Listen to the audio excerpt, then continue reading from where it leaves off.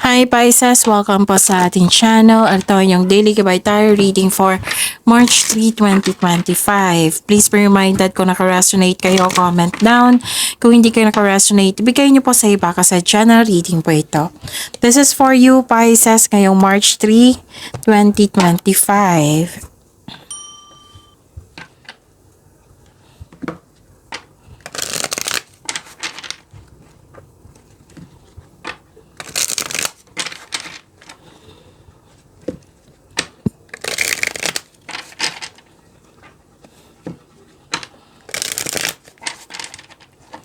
Para po ito sa inyo Pisces ngayong March 3, 2025. Maraming salamat po sa inyong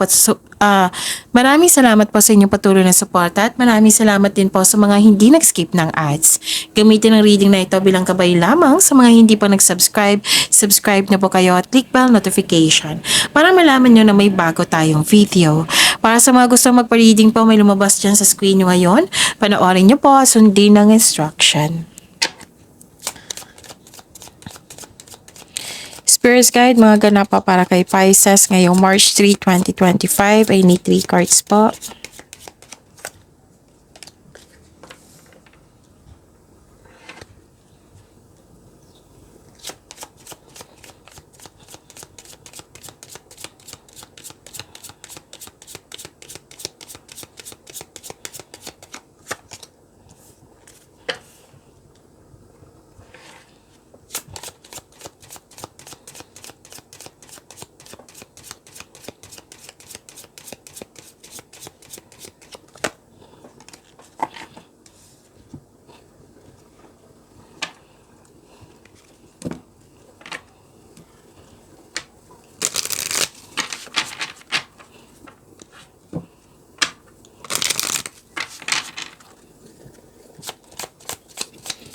Spirit Guide, mga mensahe pa para kay Pisces ngayong March 3, 2025. Another message pa.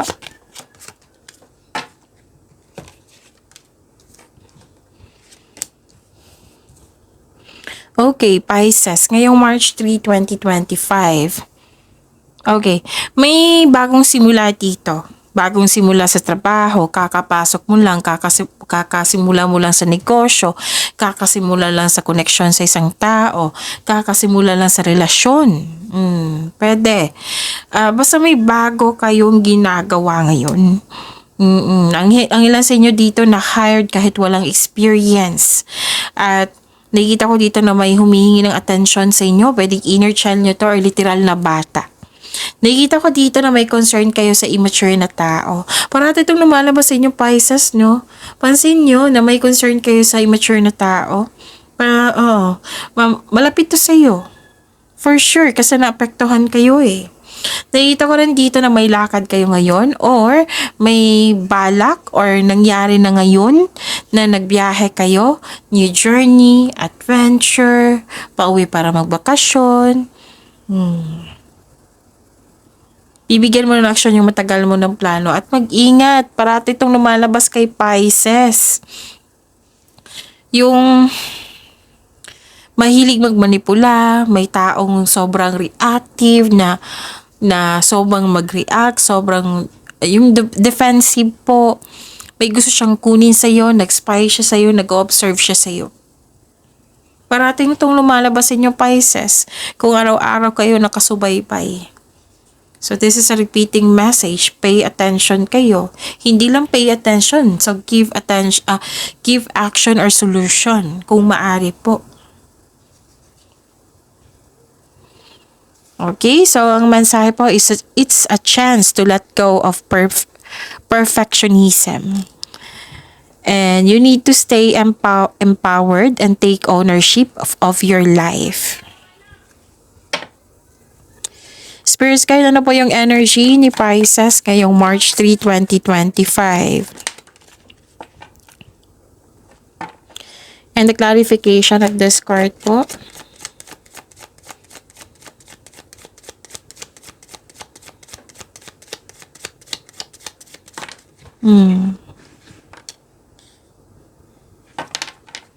Kung may narinig kayo or may nakita kayong repeating message, we need to say pinupush ng cards niyan. kasi ang ilan sa inyo hindi pa binigyan ng atensyon na kung maaari din po, bigyan nyo po ng solusyon at aksyon. Remember, Pisces, at the end of the day, alam mo na ikaw lang taong may kakayahan at responsable na gumawa ng sarili mong katotohanan at kinabukasan. So, ano yung energy ni Pisces? Nakikita ko dito intellectual ambition. May leadership din ako nakikita dito, Pisces. Mapag-isip, matalino, patas o etikal, yan po kayo. And strong person, authority person, okay, you want to win at all costs. Authority, nakikita ko dito. Ginagamit mo ang katalinuhan mo o lohika para makamit ang tagumpay. Gumagawa ka ng action upang manindigan. Makinig din kayo sa inyong intuition, ha? Trust your intuition po. At magtiwala sa inyong boses. Okay? May parating sa inyo, bagong tao to. It might be a bagong kaibigan. And it might be, romance ito. Kasi may parating dito na matagumpay siya na tao. Tapos, magaling siya sa communication. Napakatalino din niya. Parehas kayo matalino. It might be this is a fire signs, Aries, Leo, Sagittarius, or an air signs, Gemini, Libra, and Aquarius. Okay, pwedeng siya yung bagong tao, bagong kaibigan, romance pa to, basta bagong tao. Meron talagang ganyan na nakalaan sa inyo. Okay? So, yun, gumagawa ka ng logical na action dito para sa iyong layunin. May leadership role na in-offer sa'yo or leader ka na sa inyong trabaho, sa inyong mga ginagawa dyan. May pag-level up ako nakikita dito and leadership role. Tapos, nakilala ka ng mga tao kasi, recognition. Na-recognize ka, nakilala ka ng mga tao kasi magaling ka. Marami kang magandang kontribusyon dyan. Kaya ka nakilala. Tapos maaari ding nasa daan ng mabuting balita sa mga legal na usapin.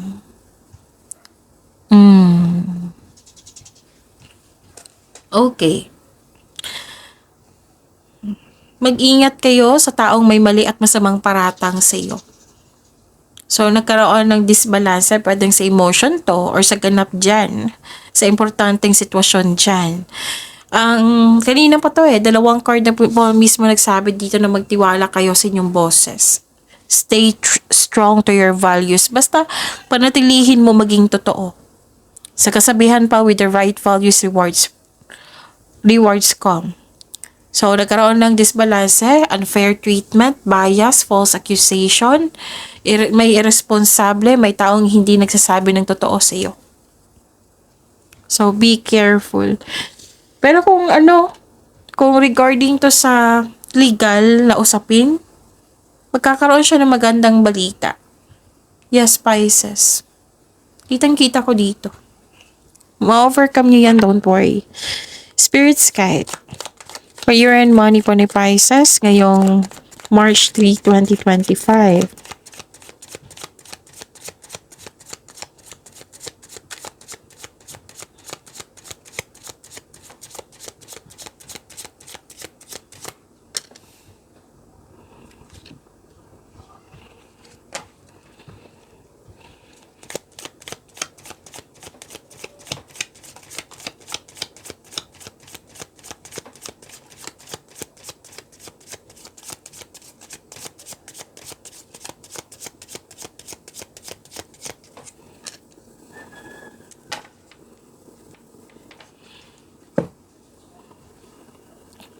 Okay.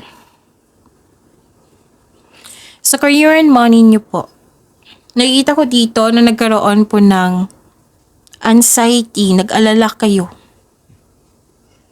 Worried at stress sa career and money. Kailangan ko mag-strepsil. Saglit lang po ha, kasi masakit na talaga yung lalamunan ko. Saglit lang po.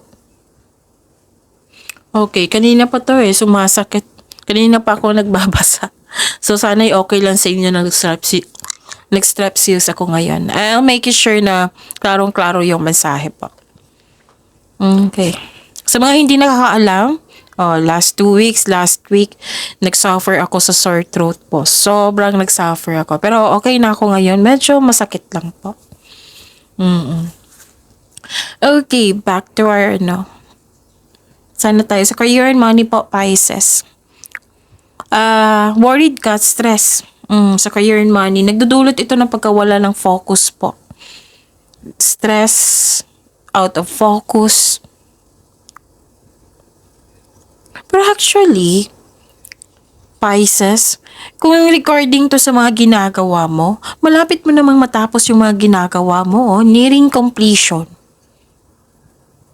Sa mga ginagawa mo, pwede din kontrata ito, pwedeng mga ginagawa mo. Gusto mo mapag-isa, gusto mo magbakasyon, kasi gusto nyong mapag-isa para makapag-isip, para makapagpahinga. So, bakasyon to. And I believe lumabas to kahapon sa inyo. Napanood nyo na ba yung March 2 nyo or sa yung monthly reading nyo? Di makatulog, laging balisa, natatakot, naghihinala, or dumadalas yung pagkakaroon ng masamang panaginip. Stress to eh. Pagod kayo. So, ano mang ibig sabihin yan? Magpahinga. Lalo na yung overthinking. So far, wala pa naman ako nakita dito. Pero, overthinking to. So far. Overthinking to. Kasama na to eh. Package na to. Stress, anxiety, worries, doubt, hesitation, resentment. Overthinking to.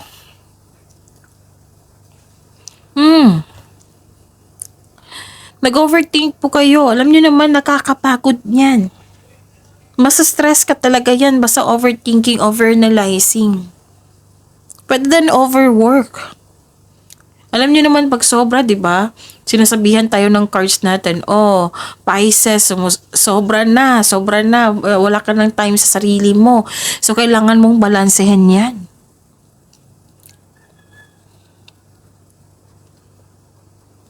Ang stress ay isang normal na bahagi ng ating buhay.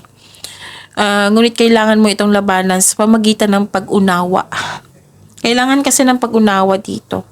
It might be nagkaroon ng overthink kasi may hindi ka matanggap, may gusto kang ma-achieve, may gusto kang makuha or hindi ka matanggap. Kailangan ng pag-unawa dito. Malawak na pag-unawa po.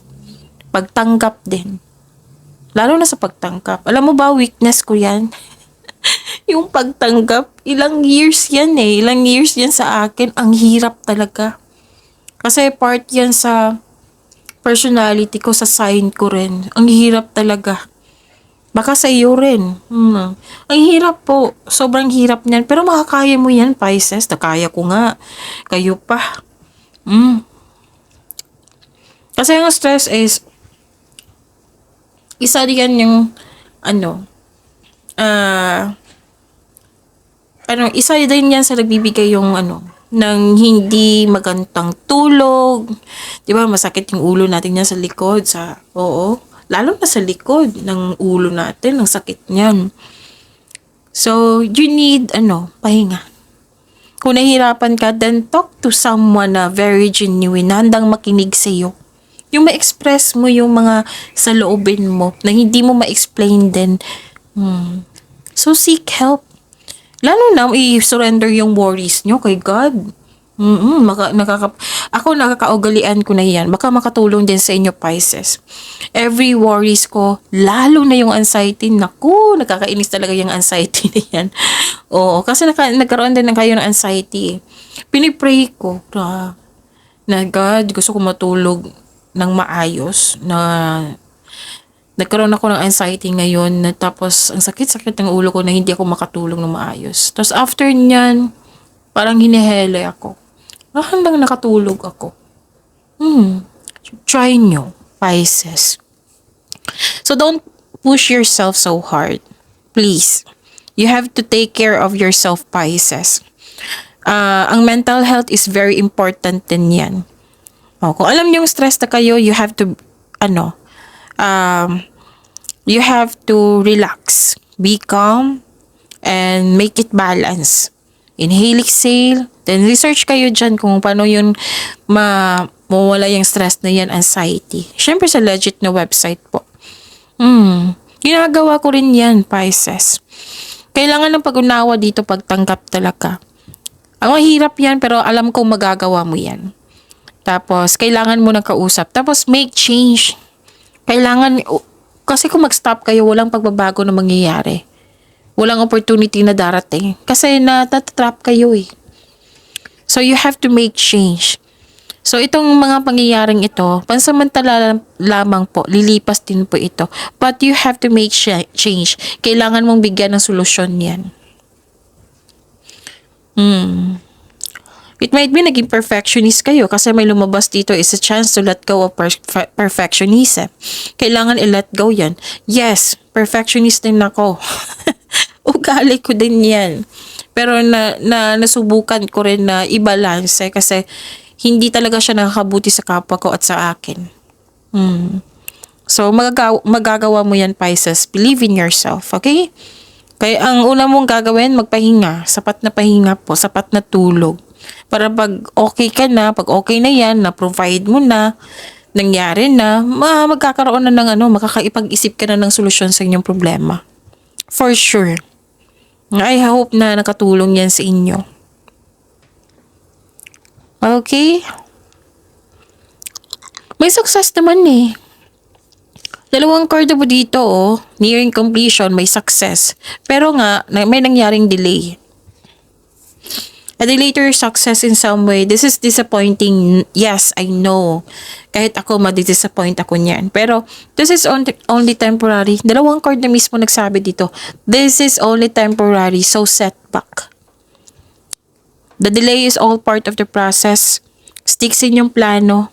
At continue to work diligently. You're almost there. Huwag kayong mag-give up. Kasi nearing completion. Dalawang miss card nang sabi dito. Success, nakitang-kita ko dito na dapat nyong maghintay, kailangan ng pag-unawa, exercise your patience nga. Okay? Hindi naman yan cancel yung delay. Matutuloy din yan. Pisces, magtiwala po. Okay, so this is your love life. And the clarification of this card po. Matalon yung cards nyo. Overthink nga kayo. So, stop overthinking ha. Kasi para kang nagtrabaho, nag-overtime sa work. Na sobrang pagod. Nakakapagod yan, overthinking.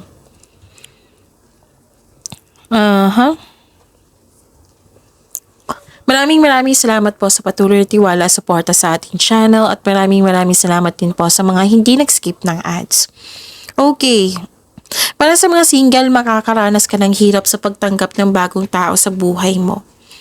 Gusto mong pumasok sa bagong relasyon pero guarded ka. So, ang advice ng card nyo dito, try to fix yourself first. Try to fix and forgive yourself first bago tumanggap ng bagong tao. Para fair din sa iyo, fair din sa kanya yung bagong tao sa iyo. 'Di ba may bagong tao na parating sa inyo nandito sa energy nyo? Para sa pagdating niya, fair na yung kasi unfair kung hindi ka naka-let go sa nakaraan, very unfair talaga yan. Kawawa naman yung bagong tao, 'di ba? So try to fix yourself first. Try to forgive yourself first. Para magkaroon ka na ng peace of mind, okay? So, sa mga marelasyon sa buhay mag-asawa, mahabang pasensya mo sa inyong partner. Isa sa inyo nagkaroon ng mataas ng ego or pride. Nakaramdam ng pagod pero ayaw mong sumuko sa inyong relasyon. Subukang maglaan ng oras para kayo'y mag-usap. Magkaroon din ng adjustment para magkasundo kayo. Kasi hindi naman pwede na ikaw lang yung gagawa ng effort. Dapat kayong dalawa. Teamwork yan Kaya nga may tinawag na tayong relasyon. Kasi na bad mood kayo dito. Kailangan nyo talagang pag-uusap dito. Oo. May tinanggap daw kayo na nagsisisi ka sa tinanggap mo. Pwede din refusal to change kasi may nagbago na ayaw mo sa pagbabago. Mas gusto mo yung noon. May attachment pa sa nakaraan. May unhealthy attachments pa sa nakaraan na may pagbabago na. May nangyari na pagbabago na. Bad mood ka dito. Okay? Yung sabi ng card dito, magpahinga kayo. Kasi baka isa to sa dahilan yung naging bad mood ka kasi hindi ka makapag-isip ng mabuti kasi nag-overthink ka. Time for reflection and mindfulness cues yan. Makakatulong yan sa pag-stop ng overthinking. Okay? Pag-imanin niyo po yung blessings sa binigay sa inyo pa. See you tomorrow. Please like, subscribe, and click the button for notification para updated po kayo sa daily tarot reading natin. Maraming salamat po.